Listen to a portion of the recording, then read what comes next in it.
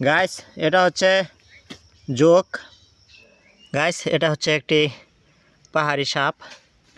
আমরা যখন এই কলার বাগানে কাজ করি তখন এই সাপগুলো মাঝে মাঝে আমাদের সামনে এসে পড়ে। মাটির সাথে মানুষের সম্পর্কটা খুব অদ্ভুত।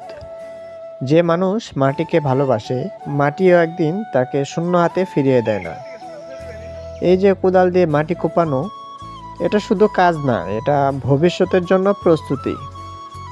কারণ ভালো ফসল কখনো অলস হাতে জন্মায় না। ঘামের ফোঁটা যখন মাটিতে পড়ে তখন সেই মাটির গন্ধটা যেন আরও গভীর হয়ে ওঠে। মনে হয় প্রকৃতি চুপচাপ সব কিছু দেখছে। এই কলাবাগান একদিনে তৈরি হয়নি, এর পেছনে আছে সময়, ধৈর্য, পরিশ্রম আর অপেক্ষা। প্রতিটা গাছের সাথে জড়িয়ে থাকে একজন কৃষকের স্বপ্ন। অনেকে শহরের বড় বড় ভবন দেখে মুগ্ধ হয়, আর আমি মুগ্ধ হই এই সবুজ পাতার দিকে তাকিয়ে। কারণ এই সবুজের মাঝেই লুকিয়ে আছে জীবনের সবচেয়ে নির্মল সৌন্দর্য।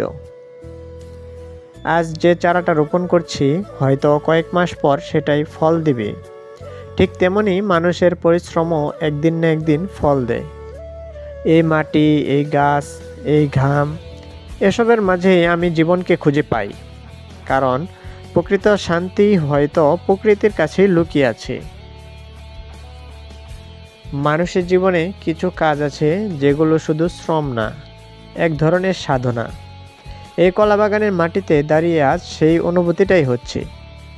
একটা বড় গাছের গোড়া থেকে যখন নতুন চারাটা উঠিয়ে আনি, তখন মনে হয় জীবন আসলে এভাবেই চলতে থাকে।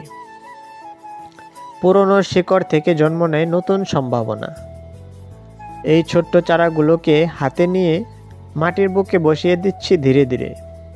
আজ তারা ক্ষুদ্র, নরম আর দুর্বল, কিন্তু একদিন এই চারাগুলোই মাথা তুলে দাঁড়াবে, সবুজ পাতায় ভরে দিবে পুরো বাগান। পৃথিবীতে সফলতার কোনো শর্টকাট নেই। যে মানুষ আজ ফল পাচ্ছে, সে একদিন না একদিন এই রোদেই পুড়েছে, এই মাটিতেই ঘাম ঝরিয়েছে। পরিশ্রম কখনো মানুষকে ঠকায় না। হয়তো ফল আসতে দেরি হয়, কিন্তু একদিন ঠিক হয়ে আসে। এই যে ছোট্ট চারাগুলো রোপণ করছি, আজ দেখে হয়তো সাধারণ মনে হচ্ছে, কিন্তু নিয়মিত যত্ন আর পরিশ্রম পেলে একদিন এগুলোই বড় গাছে পরিণত হবে। মানুষের জীবনও ঠিক এমনই। আজকের কষ্ট, আজকের ঘাম, আজকের সংগ্রাম একদিন সফলতার গল্প বয়ে আনে। অনেকে শুধু ফল দেখতে চায়, কিন্তু পরিশ্রমের পথটা হাঁটতে চায় না। কিন্তু সত্যি হলো, মাটি না খুঁড়লে ফসল জন্মায় না, আর কষ্ট ছাড়া সফলতাও আসে না।